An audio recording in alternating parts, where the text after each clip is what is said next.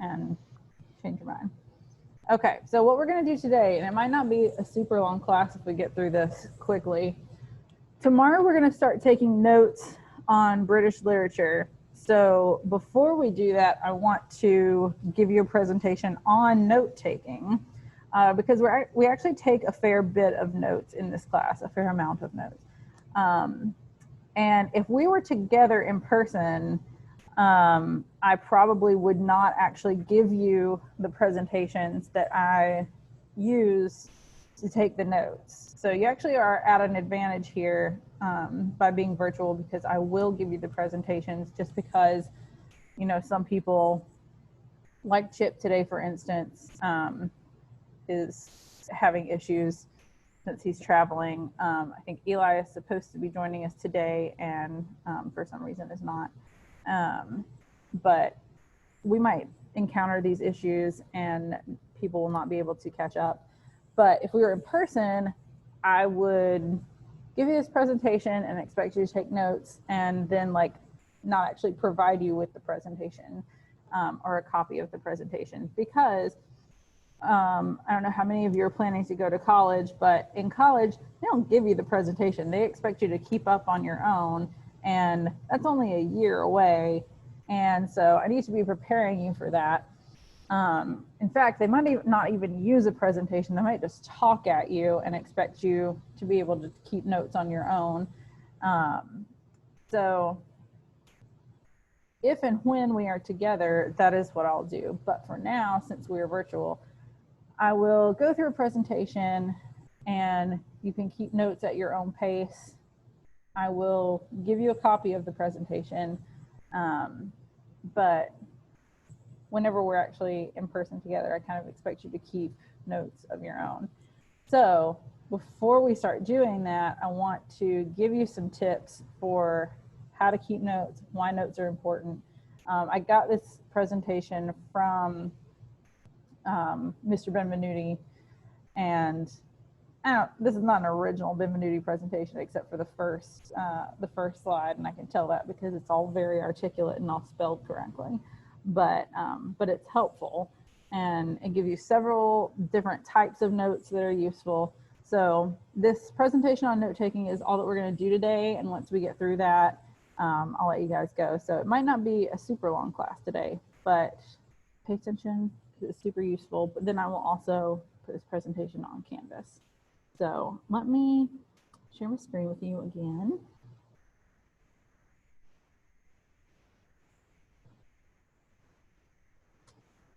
I think I had this open. Yep.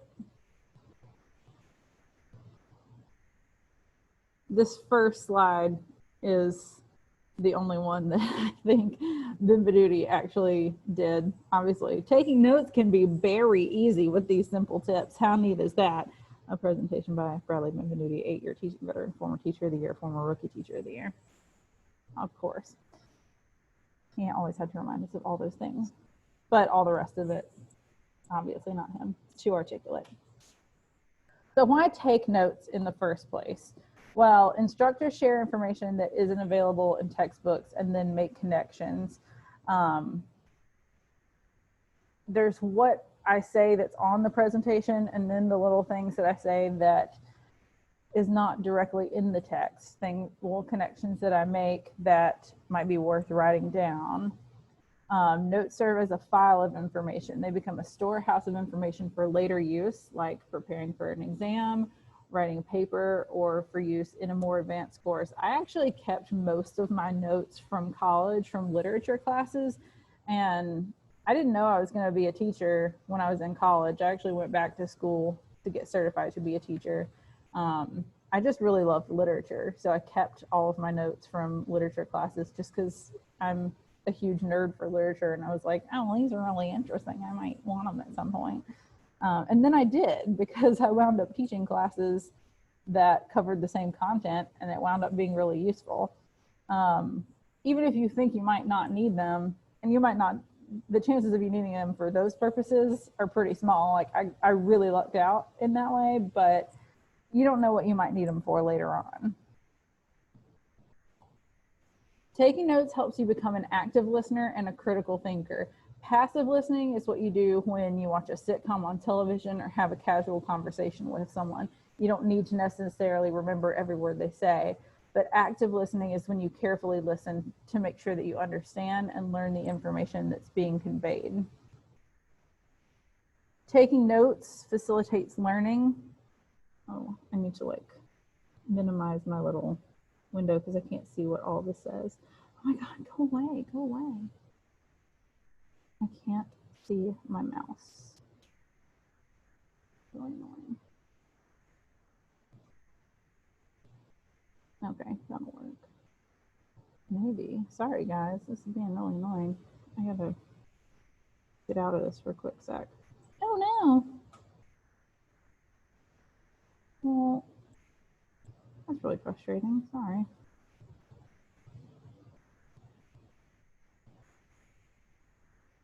Okay. Taking notes facilitates learning by allowing you to become an effective learner. When taking notes, you will stay more focused on what's being said or what you're reading.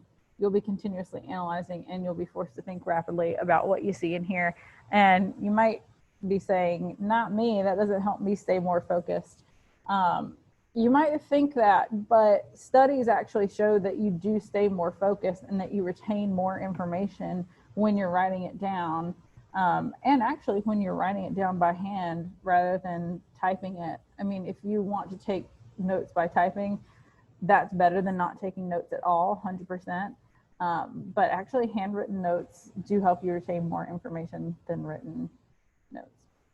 And actually, this is pretty cool to see. If you don't take notes, 20 minutes after the lecture, you've forgotten 47% of it. A day after the lecture, you've forgotten 62% of it. This is the average person. This is not necessarily everybody, but 2 days afterwards, you've forgotten 69% of it. 10 weeks, 75% of it. 15 weeks, 95% of it.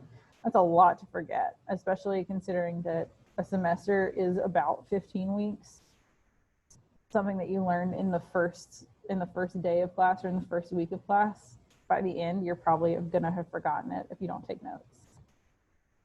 So when you're thinking about like how to prepare to take notes, if you know you have to take notes, you could review the course syllabus, look for information in it, like what are the main objectives of this course? What are some main topics that we're gonna cover?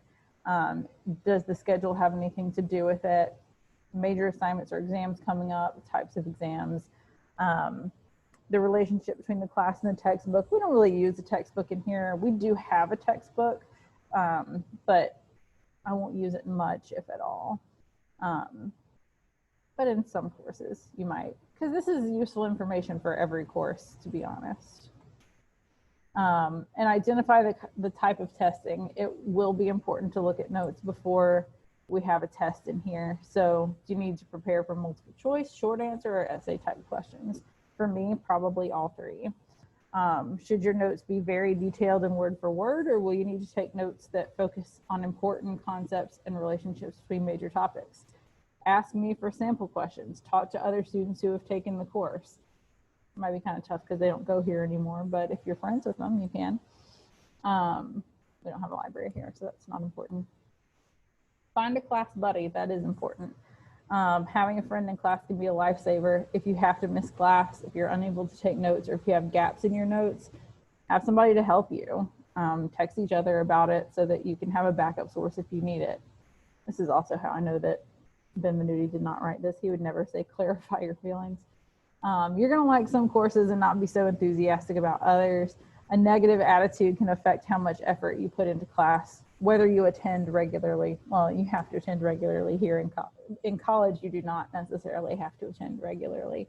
I will actually be sending fairly soon, probably. I'm going to make a video for you guys about what college is actually like, and I will cover that, like attending class regularly and how important that actually is. But a negative attitude can affect that. And it can affect how you take notes too.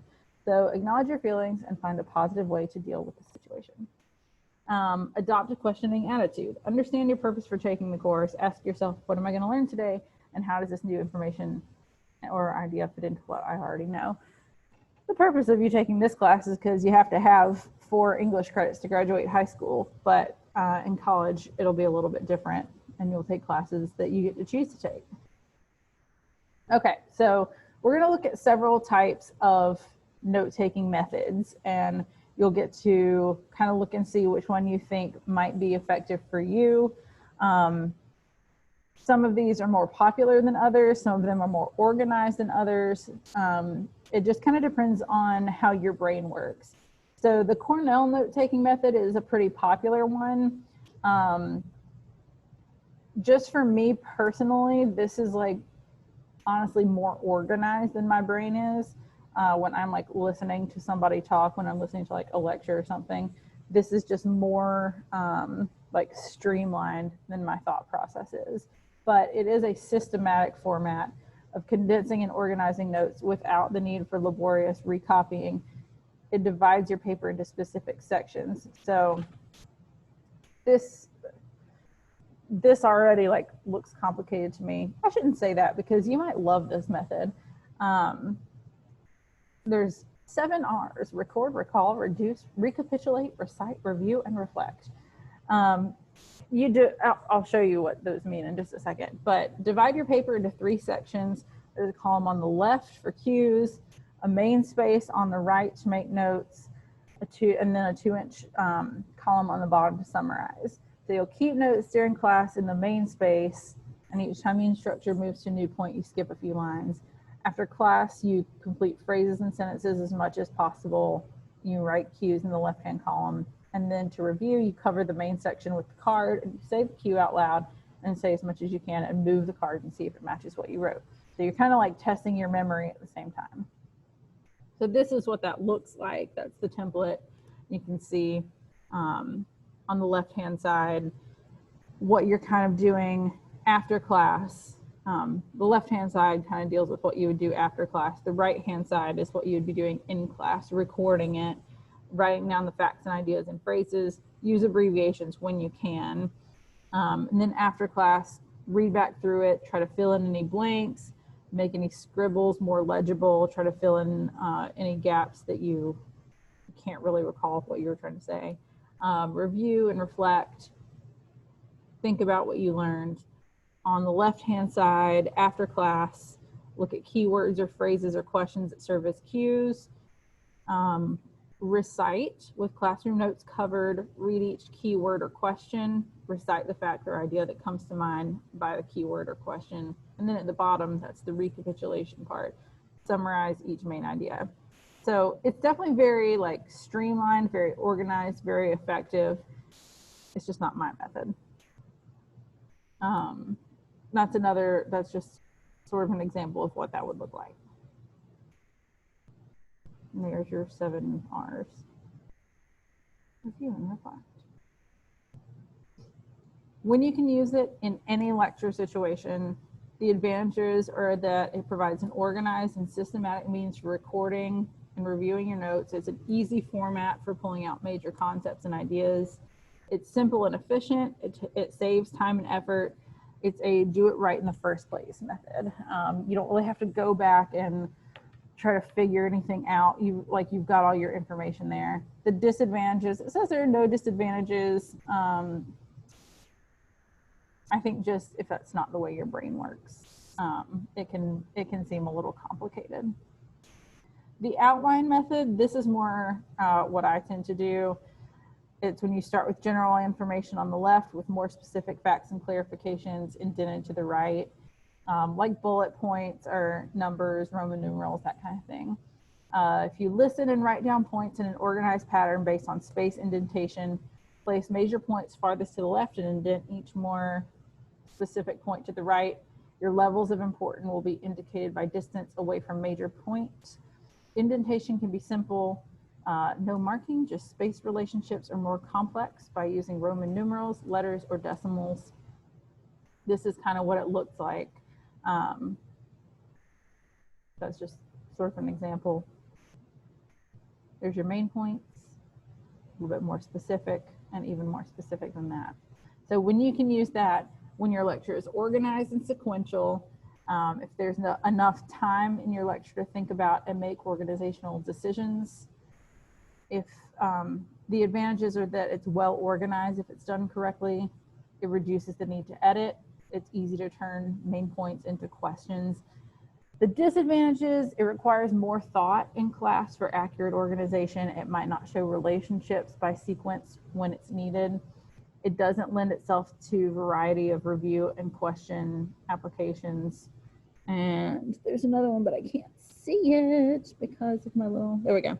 It's very difficult if the lecturer speaks fast. Mapping method.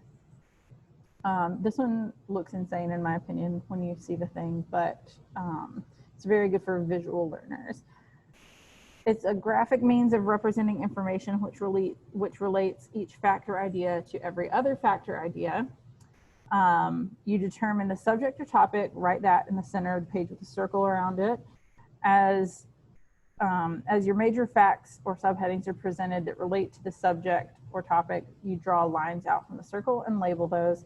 As additional facts are represented that relate to each subheading, draw lines that are linked to the appropriate major fact and label, and then you continue that process as more defining facts or ideas are presented.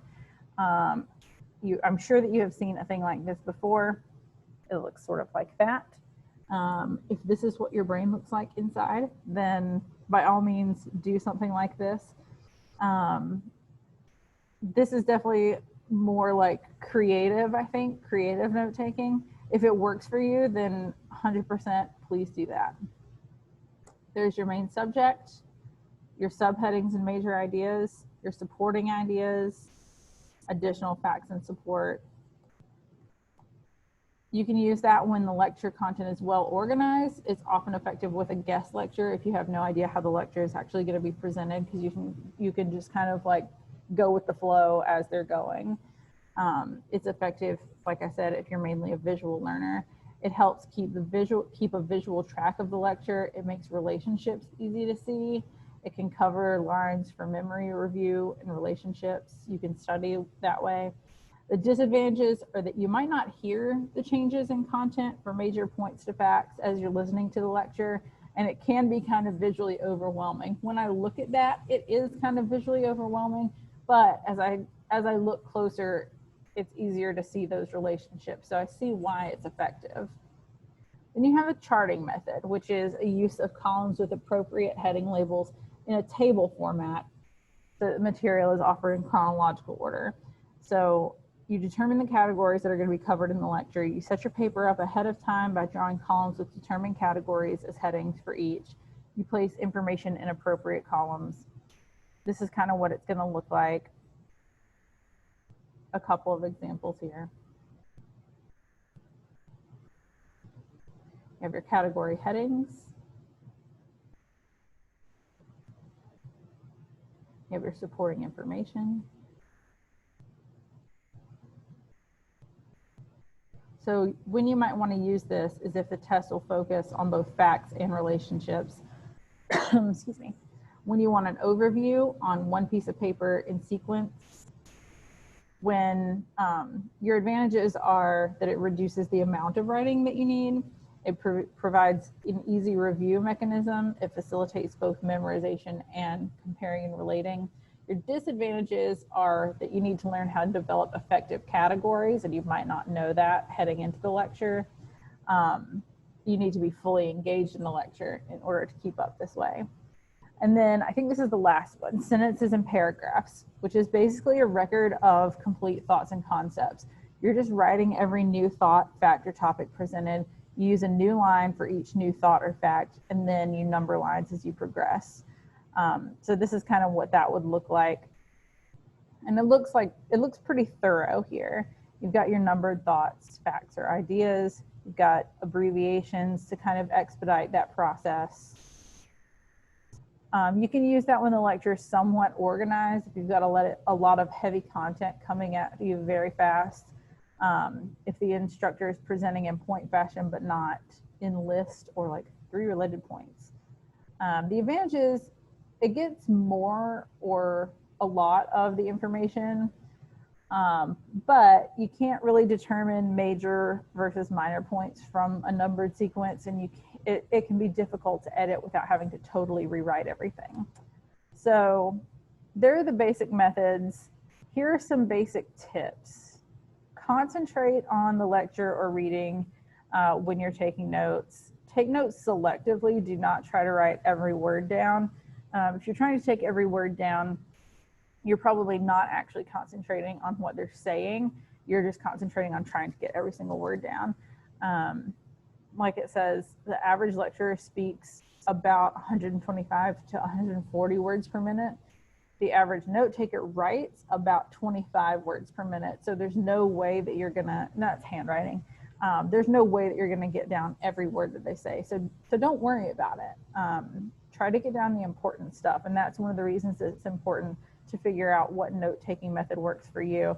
I'm gonna go ahead and tell you the presentations that I'll use, the ones that I made and the ones that I've stolen from other people, they tend to be like outline format. So, you know, whether you want to stick with outline format and then kind of like write in your own supplementary stuff, or just knowing ahead of time that it's in outline format and then finding a way to put that in another format and work for you, I think that's helpful to know ahead of time. Use your own words. You don't necessarily have to write down exactly what it says in every presentation. Figure out what you think is most important. I will often tell you, this is important. Write this down exactly.